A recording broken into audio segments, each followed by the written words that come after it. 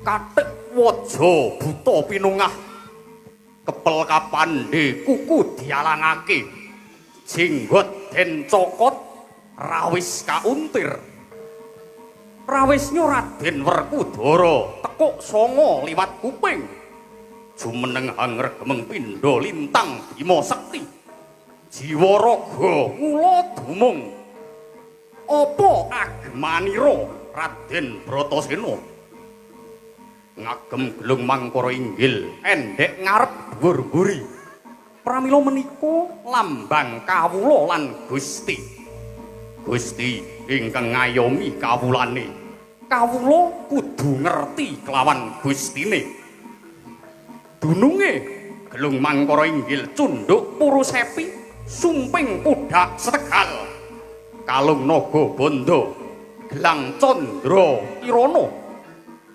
gelang gligen sikar binelah manggis sakembaran ngagem kampuh Palembang Bintulu Aji ngagem porong kencana ginambaran tepak naga ingkang anyokot wentisnya ing lampahan Dewa Ruci dumunung sak lebeting kulit sak jawining daging Bramantya Raden Bratasena mijilaken kuku Pancanaka modhot sak pedhang wilah dawane nalika semanten arsa babat alas jebol Gunung Ambyur ing Bengawan ngilekake banyu ing pategalan lan pasabenan dadya sumulur kang sarwa tinandur subur makmur kawula ngamarta lan sakathing para amangkisma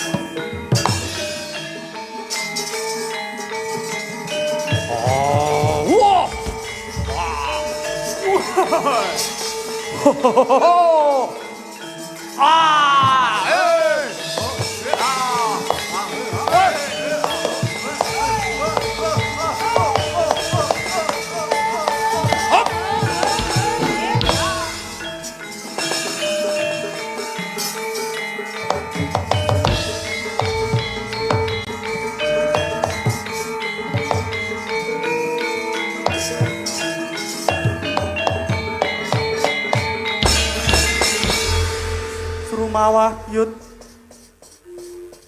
Sang Yaksendra Kura rupa mangeses kadyangin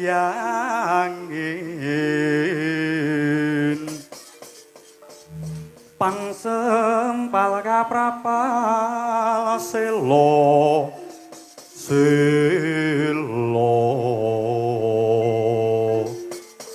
kaplesat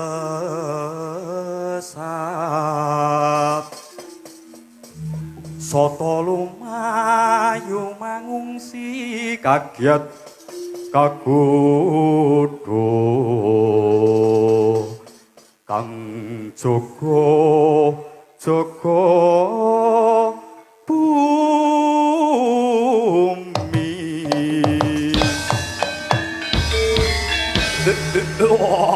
dalah kakuang wah ana apa di wah ana ingkang ngrusak wewangunan ana ing sajroning kali Srayu kene Kakang iya sak banjure kepiye gaglak limpane aja diwenir ayo di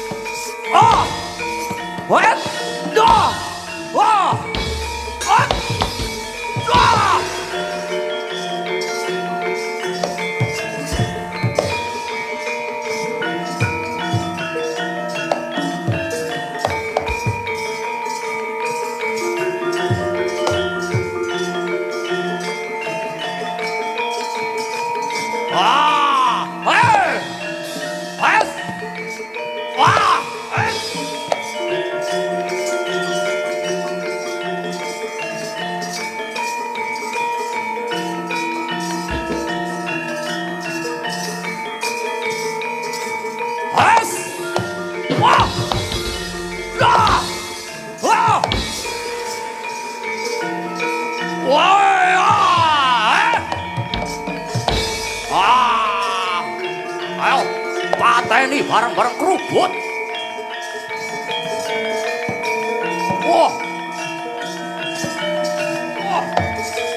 Lah! Lah!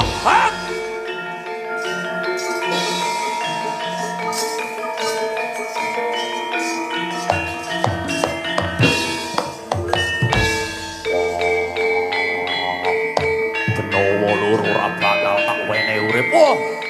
Wene aku ngapura ngger yo. Wah! Luputku ngapura ngger ora bakal tak gawe macak. Wah!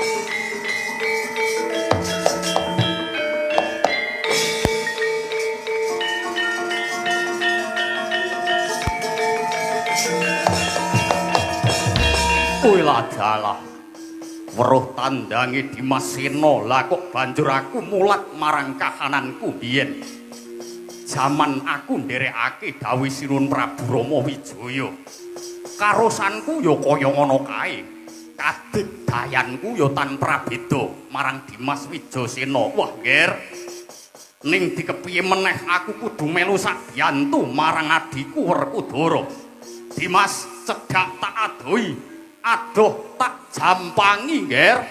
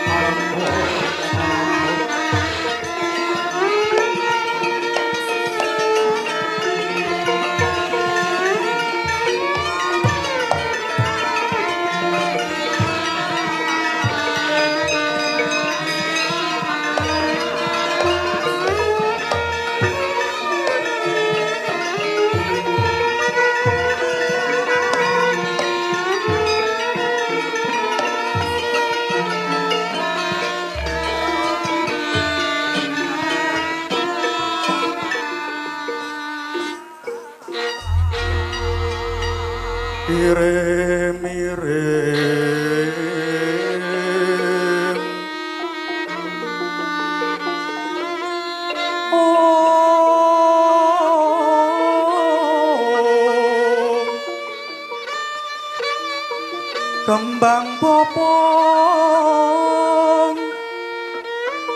ora tebang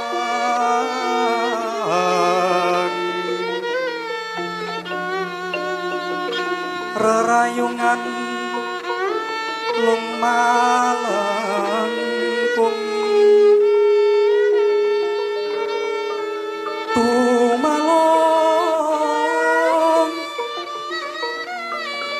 rumambat ing lian wis semukan mawon rara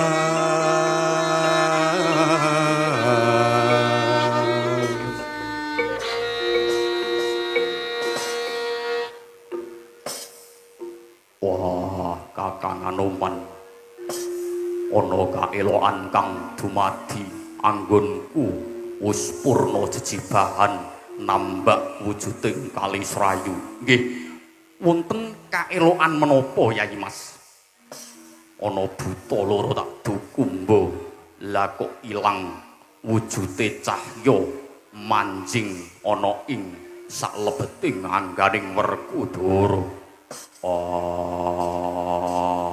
menawane Kakang Senggono ya Kakang Anoman ngaweruhi niku sejatose jatahing para sepuh ingkang merdekake Yayi Mas ya ning ora ana wong liya ana ing sak ruang Bengawan Srayu kene kejaba aku karo kowe inggih menawi mekaten saged-saged kula badhe nderek pamatur ngarsanipun panjenengan dikombok menawi kersa diagem Yayi Mas iya denawa kalih menika sanes mengsah nanging wujud perlambange rencang jenengan ingkang awastan dulur papat kalimo pancer Kakang Kawah Adiari-ari wah iya dulur papat limo kancer Kakang Kawah Adiari-ari sing dikarepe Kakang Senggono kepiye ngaten Gus Yayi lelakon menika dadi kaca benggala benjang malih kagem pengiling-iling benjang malih kagem pemut dumateng anak putu lan sedaya para penerus para Pandhawa yen badhe miwiti jejibahan prayogi nyambat lan purun ngrumat dhateng sedulur-sedulur ingkang boten kasat mripat supados dados kanca ruang saklaku jantrane panjenengan wonten tetembungan sing ati-ati kabentu sing awang kesandunging ratan menika dados pengeling-eling yen menungso saben tindak lampah kedah ken ngati-ati dene sakuat rusane menungso menika tasih kuat sing gawe jagat wong gayuh kanugrahan mesti wis sak jodoh kelawan pacoban iya sak banjure lah fungsine sedulur papat kalimo pancer kala wau minangka dados tedeng aling-aling dados sasmita gaib ingkang dunungake saklaku jantranira inggih jantranipun Yayi Mas Werkudara wah dinawa loro mau dudu wujuding satru mboten menika jumbuh kalian gawe simbah Kanjeng Nabi Agung Muhammad sallallahu alaihi wasallam tiang gesang bakal digampangake saklaku jantrane ning enten persyaratanane salah setunggale wonten makalah yen to nyekeli wujuding patang perkara Yayi iya patang perkara setunggal afsus salam ingkang angka kalih wasilul arham ingkang angka 3 waat imut to'am ya ingkang pungkasan inggih menika wasallu bilaili wan nasu niyam patang perkara kuwi iso gawe gayuh kanugrahan lah sekawan perkara menika ingkang dados lantaran lan sarana inggih menika tadkhulul jannata bisalam tegese manjing swarga kanthi slamet oh iya Kakang patang perkara kuwi mau ingkang sewiji afsus salam werdine panjenengan nebar kabagyan nebar keselamatan dhateng sinten kemawon ajer praupane demen tetulung marang sepadha-padha. Ada pepatah satu musuh kebanyakan 1000 rekan kurang, betul? Mengkono sing dikarepe inggih. Ingkang angka 2 wasilul arham. Wasilul arham menika nyambung paseduluran. Halal bihalal. Lah kala wingi kula lan panjenengan sampun nglampahi siam wonten ing saklebeting wulan Ramadan, lajeng manjing wonten ing Idul Fitri. Idul Fitri menika maknane persucian utawi nyucekake. Nggih. Lah sabanjure menika halal bihalal. Padha-padha ngrumangsani, padha-padha melasi. Langkung-langkung teng wulan Legena dadi pancatan mrih leganana. Apurana anglegena, murih legena. Tapi nek cara masyarakat daerah pesisir ngeten iki mestani legena. Legena. Nggih.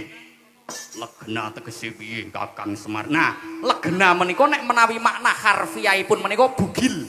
Oh. Bugil menika tegese telanjang. Ning sing dikersake telanjang menika mboten telanjang tanpa sandang utawa tanpa dodot ageman lair menika babar pisan mboten. Iya. Tak kira nek sinjang jarik sing tangguh mboten. Mboten menika ingkang dipun kersakake. Ananging nggih menika lebar luar kados dene bayi ingkang nembe ceprol saking guwa garbane ibu. Wah, iya. Lah, pramila wonten ing wulan Legena menika saged diwastani wong menika dilucuti. Ning mboten dilucuti sandangane dodote mboten ning dilucuti sedaya dosa-dosane. Insyaallah hablum minanas, hablum minallah. Sedaya warga masyarakat Karanggeneng sampun dilucuti sedaya dosa-dosane. Amin Allahumma amin. Amin Allahumma amin. Ingkang pungkasan Kakang inggih. Ingkang pungkasan wa'at imutoam niku tegese aweh pangan marang sepadha-padha sakwise legena utawi bugil kala wau ya ora semang dicetak-cetakke le bugal bugil nggih telanjang wonten kemawon ya banjur disandangi nganggo welas asih marang sepadha-padha maringi sandang wong kang kawudan maringi pangan wong kang kaluwen dadi sasampune awak dhewe menika dipun blejeti saking dosa-dosa kula lan panjenengan prayogine enggal kula lan panjenengan ngrasuk busananing jiwa inggih busananing jiwa kuwi tegese ya anu to wa'at imutoam aweh pangan marang wong kang kaluwen aweh sandang marang wong kang kawudan. Lah rata-rata tiyang ingkang sampun bugil menika lak kepengin badhe pados dodot malih kagem kinarya nyandangi awak kula lan panjenengan. Iya, mestine ngono Kakang. Lah sandangane menika mboten tumbas sarung BHS ting peken sarung goyor ting peken mboten. Sandangane menika demen tetulung marang sepadha-padha, paring pangan marang wong kang kaluwen minangka saged dados sedekah menika saged dados nolak balak sing ajeng tumomo ngarsaning kula lan panjenengan sami menika sampun biningkas kalian sifat welas asih kula lan panjenengan sami marang sepadha-padha. Wah, yen mengkono jumbuh karo warga Karanggeneng meneh. Inggih. Warga Karanggeneng dinten menika sampun paring sedekah dumateng seniman seniwati wonten ing saranduning jagat raya. Tepuk tangan untuk warga Karanggeneng. Menika mugi-mugi mujudaken baldatun thayyibatun warabun ghafur. Amin, amin, amin, Allahumma amin. Yen mengkono Kakang Semar ingkang pungkasan. Kok Kakang Semar? Kakang Senggono. Biasane sing tutur-tutur karo aku iki Kakang Semar inggih. Pun jenengan sak menika nganggep munyuk elek kaya kula menika kok kados dene Kakang Semar Badranaya. Iya. Ingkang pungkasan inggih menika wasallu bilaili wan nasuniyam niki hubungane kalih habluminallah. Nek sak perengane awal ingkang angka kalih lan angka 3 menika hubungane kalian hablum minannas ingkang pungkasan menika hablum minallah mengkono Kakang. Demen tirakat ing wayah wengi. Ngasah spiritual nyedak marang Gusti Allah, Gusti ingkang murbeng dumadi. Supayane apa? Supayane nggih ngeten. Gusti Allah menika kersa mulat dateng kula lan panjenengan sami mengkono. Nggih. Yen kula lan panjenengan menika kersa WA, kersa telepon, kersa ngebel. Ya Allah biha. Ya Allah biha. Mau nika talune. Iya. Kula yakin Gusti Kang Maha Kuwasa nggih tetep kersa mulat dumateng kula lan panjenengan sami. Amin. Yen mengkono sak banjure monggo. Pakaryan menika kantun pakaryan ingkang enteng kersane mangkih para putra-putra. Jenengan dika inggih putra Jodipati lan utamaning sedaya para putra Pandhawa. Ingkang nerasaken lampah kula lan panjenengan monggo kekidung puda mantra rahayu. Ayo Kakang tak derekake.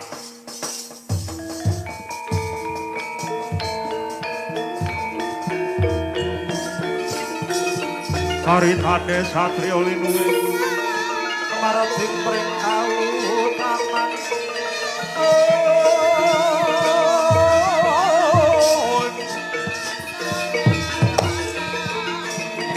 tanpa kabeh pangesine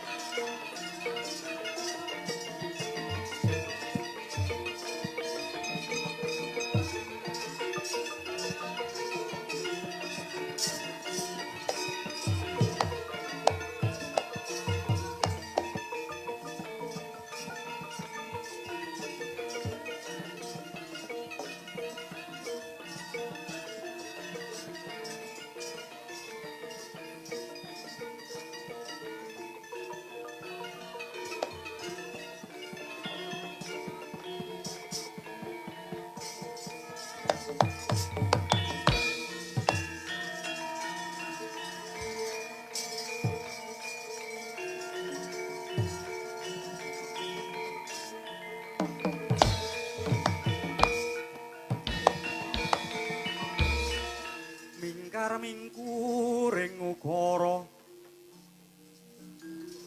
akarana karenan maradi siwi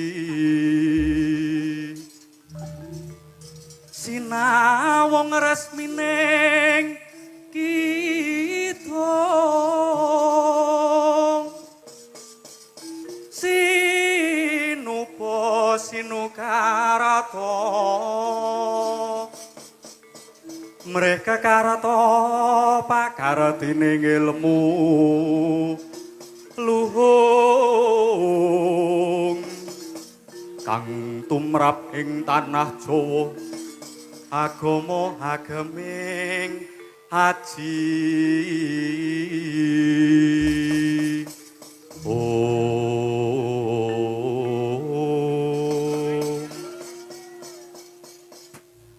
Para nayaka ku kabeh inggih kula wonten timbalaning dawuh Dewaja inggih.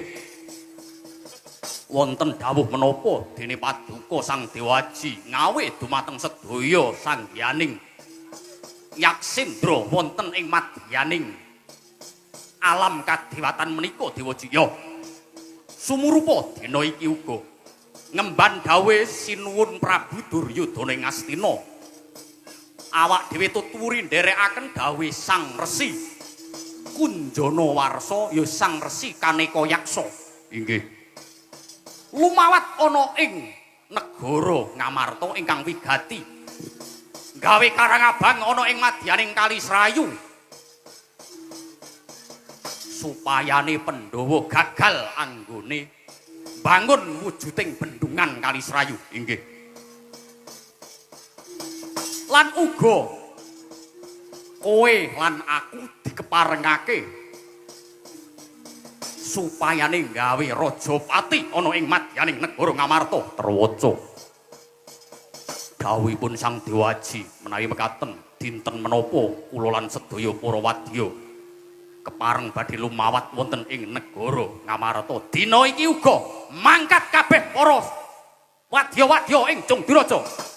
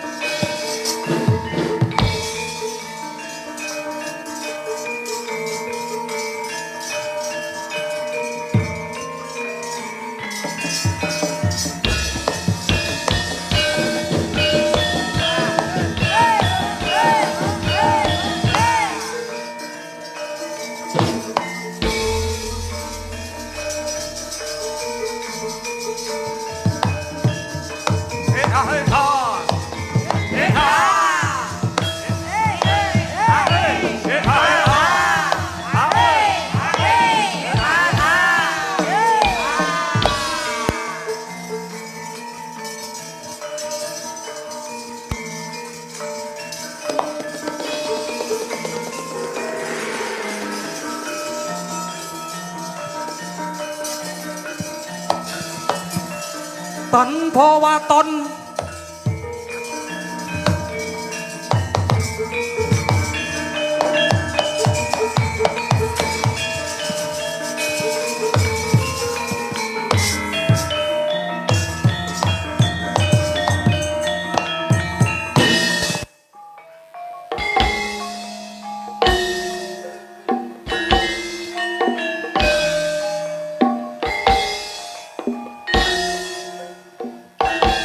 Monggo